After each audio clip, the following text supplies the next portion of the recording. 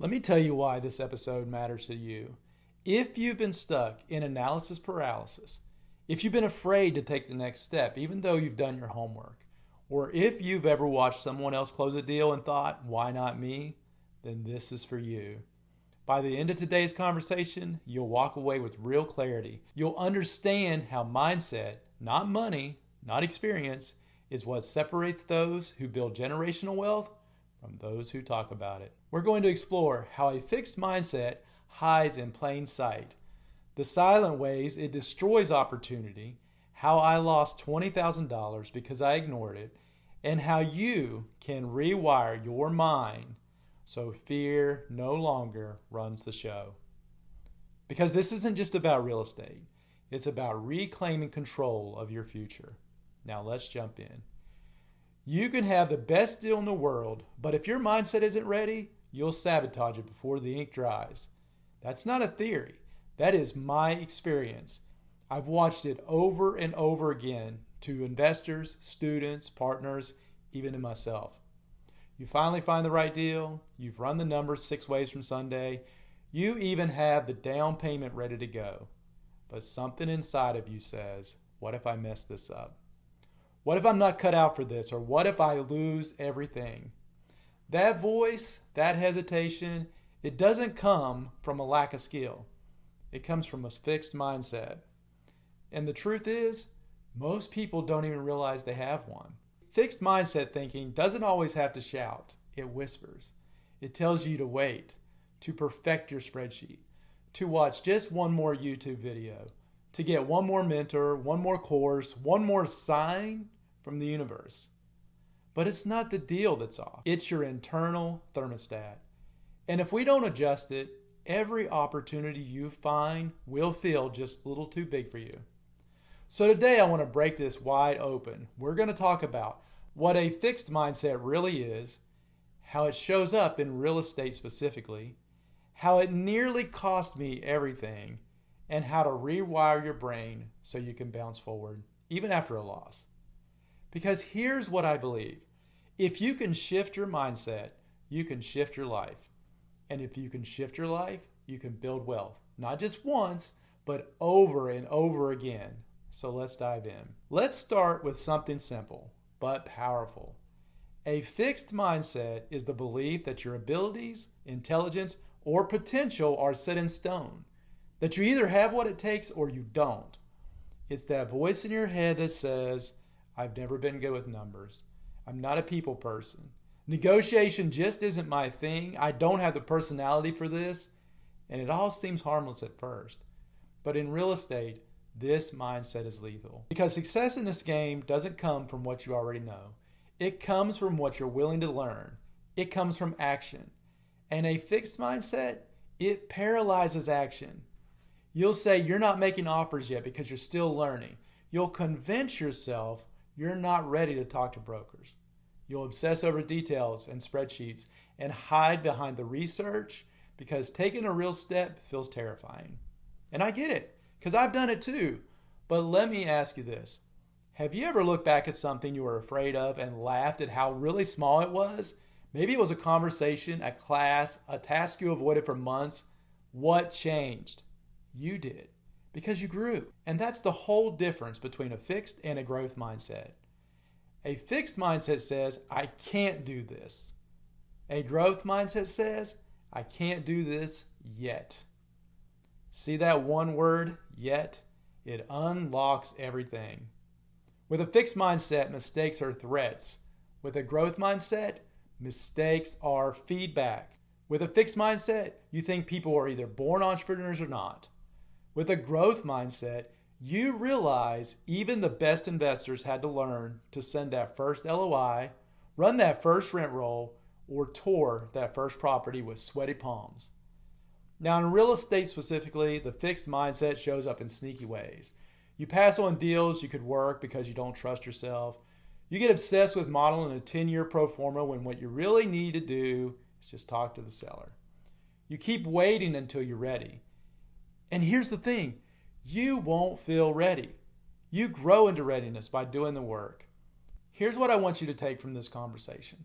You don't build belief by thinking You build it by acting.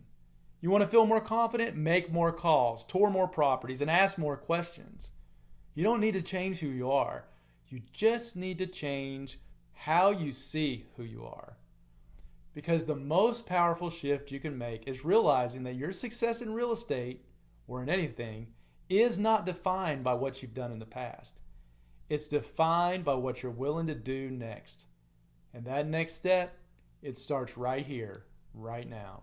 Now let me tell you a story. Early on in my journey, I took on a deal that went sideways fast. I overpaid, I underestimated the repairs, and within a few months, I was deep underwater, literally. A major flood damaged the property and the repair bill was crushing. When I finally sold, I walked away with over $20,000 in losses. Now I know what you're thinking. Ouch, yeah, me too, it hurt.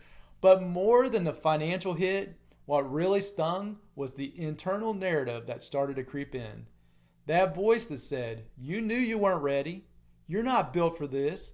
This is proof that you're just pretending. It wasn't just a tough deal. It was a test of my identity. Because when you lose big early on, it shakes you. You don't just question a decision. You question yourself. That's when I saw just how sneaky the fixed mindset can be. It doesn't always scream, give up. Sometimes it just whispers, maybe sit this one out. But here's the truth. I want you to hear this. You don't become great at real estate or anything by getting everything right that first time. You become great by getting knocked down, learning what went wrong, and choosing to get back in the game. And I don't mean just getting back in smarter. I mean getting back in with a new lens, a growth lens.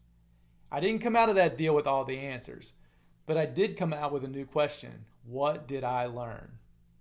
That simple shift from shame to curiosity was everything. So if you're sitting in a season that feels like a loss, if you've taken a hit and you're doubting yourself, know this. A fixed mindset will try to define you by that failure, but a growth mindset lets you design who you become next. And that's what I want for you. Not perfection, resilience. Because what you bounce back from is often the very thing that sets you apart. Now let's get real.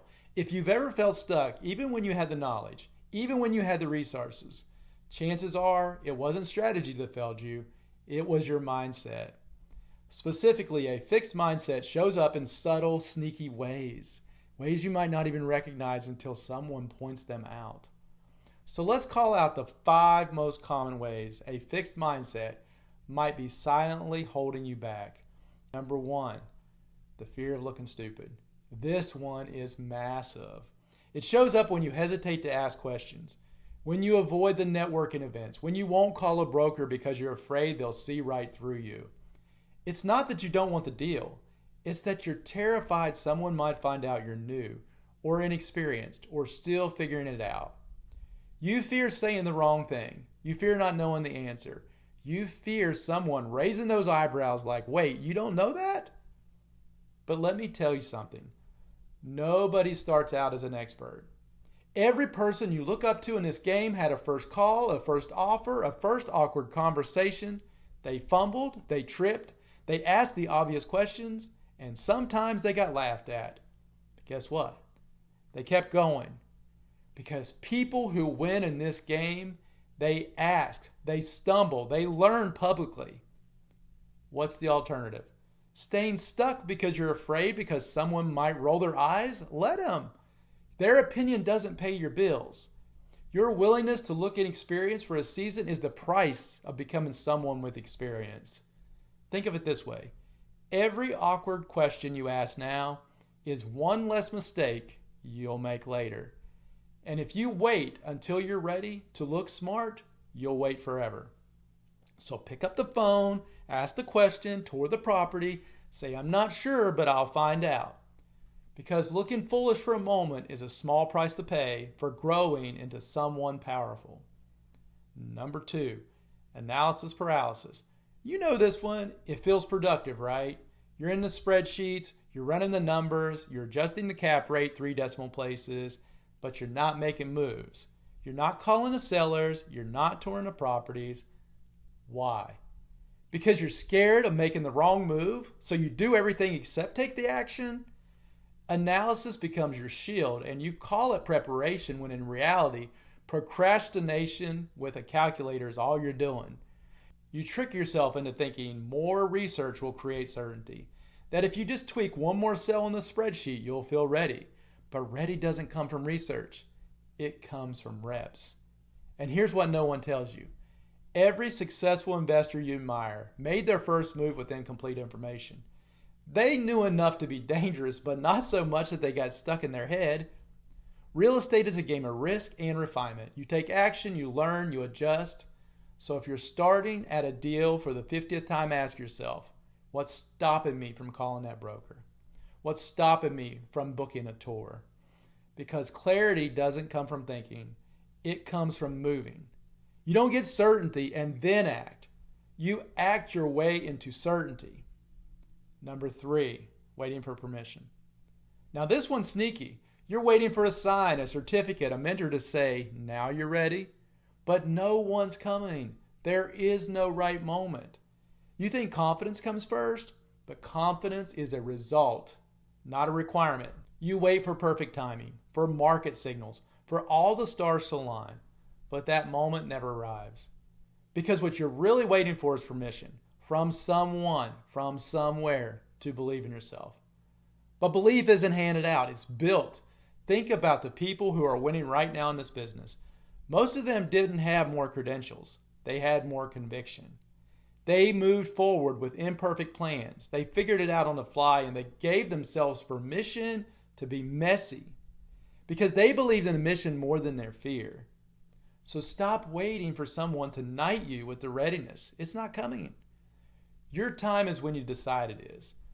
The fastest path to momentum is giving yourself the green light.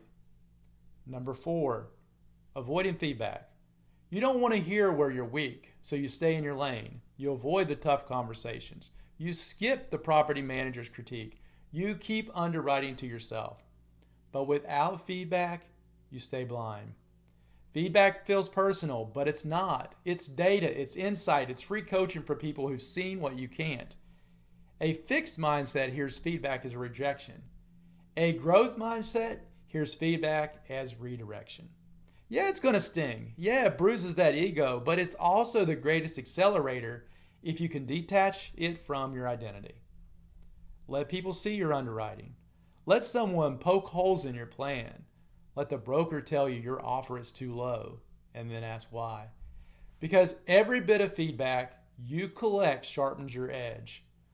Think of it like this. Every piece of constructive criticism is a free upgrade, one that might save you tens of thousands of dollars later. You're not soft if you ask for feedback. You're actually smart. Number 5, labeling yourself. This is a big one. The identity trap. You say things like, I'm not good with money, I'm not analytical, I'm not cut out for leadership, and then what happens? You stop trying to grow in those areas. You write yourself off. But let's be honest. Who told you that? Was it a teacher, a parent, a coworker, or did you decide it after one mistake? These labels are like anchors. They weigh you down and keep you from even trying, but they're not facts. They're stories, and stories can be rewritten. Start asking, who do I want to become? Start replacing those labels with new beliefs like I'm learning to manage money. I'm developing my analytical skills. I'm becoming more confident as a leader. Because growth doesn't come from who you've been. It comes from who you decide you're going to be next. And every time you challenge an old label, you loosen its grip on your potential. You're not stuck. You're just using outdated software, and it's time to run a new program. And these 5 traps, they're common. They're human. They don't make you broken. They make you someone ready to break through. And that breakthrough starts when you recognize them, own them, and choose a different response. Let's flip the script. Let's talk about how to rewire the way you think, the way you act, and the way you respond to setbacks. Because mindset isn't something you're born with. It's something you can build. You don't just wake up with a growth mindset one day. You create it layer by layer, decision by decision, rep by rep. So here are 5 tools to help you rewire for growth. Tools I've used, tools I still use, and tools you can start using today. Number one, call it out. Awareness is the first domino. You can't fix what you can't name. So when that voice in your head says, I can't do this, stop, call it out, say it out loud if you have to, then add one powerful word, yet. I can't talk to the brokers, yet. I don't know how to analyze this deal, yet. It's not just a word, it is a door, a new trajectory, a future you haven't stepped into yet. Start identifying those limiting beliefs like bugs in your system. Don't just accept them, debug them. Number two, reframe the obstacle. Every obstacle is a signal. Most people see challenges as stop signs, but a growth mindset sees them as checkpoints, as invitations to level up. Did a contractor ghost you? Instead of spiraling, ask, what system or expectation was missing? Did a deal fall apart in the 11th hour? Ask, what did this teach me about how I qualify sellers or partners? Reframing isn't pretending it's all good. It's asking better questions in the middle of the mess. Because the quality of your questions will determine the quality of your bounce. Number three, use the bounce method. This is why I built the bounce method. Because bouncing back isn't random, it's learnable, it's repeatable. Every loss is a lab, every problem is a process in disguise. The bounce method gives you structure so you don't spiral. It's not about being perfect. It's about having a framework that catches you, centers you, and helps you make your next smart move. When something goes sideways, ask yourself, where am I in the bounce cycle? What's one small win I can stack today? Normalize the chaos, upgrade the asset, bounce forward. Number four, get in the right room. Your environment is louder than your motivation. If everyone around you plays it safe, you will too. But if you surround yourself with people who are taking action, solving problems, growing, even if they're not perfect, you start to rise with them. Find a mastermind, join a community, get a coach, follow investors who push you to think bigger. Sometimes the fastest mindset shift is proximity. Because when you hear how others are pushing through their fear, your own fear loses its grip. Number five, track mindset wins. Most people track cash flow. Some track leads, very few track mindset. Start logging your courage. Write down the moments when you made a scary call, asked a dumb question, took a small risk, pushed through the hesitation. Those are wins. And when you stack them daily, they compound into something powerful, belief. Keep a bounce journal. Revisit it when doubt creeps in. Because those tiny mindset wins, they are just your fuel. And remember, you don't build mindset by thinking differently. You build it by acting differently until the thinking catches up. This is how you rewire, not overnight, but moment by moment, choice by choice, bounce by bounce. Now let me paint a picture for you. Imagine someone, maybe it's you, who's been sitting on the sideline for months. They've been consuming content, running the numbers, listening to podcasts, maybe even joining webinars or meetups. They've got the knowledge, they've got the desire, but they haven't made a move. Why? Because in the back of their mind, there's a voice whispering, what if I mess this up? What if you're not cut out for this? What if this is just another thing you're going to fail at? But one day, they do something small. They make a call. They tour a property. They ask a question in a room they'd usually stay silent in. And that one move builds a little belief. And that belief creates a ripple. And before long, they're underwriting every week. They're making offers. They're not perfect, but they're progressing. And what changed? Not their knowledge, not their income, their mindset. So here's what I want you to leave with today. Here's your challenge. Write down one fixed belief you've been holding on to. Flip it. Add yet, then take one action today and prove it wrong. Because real estate isn't about perfection. It's about persistence. And when your mindset matches your mission, nothing can stop you. Now, thank you for listening. And if this helped, please share it with a friend. And remember this, you're not behind, you're just one bounce away.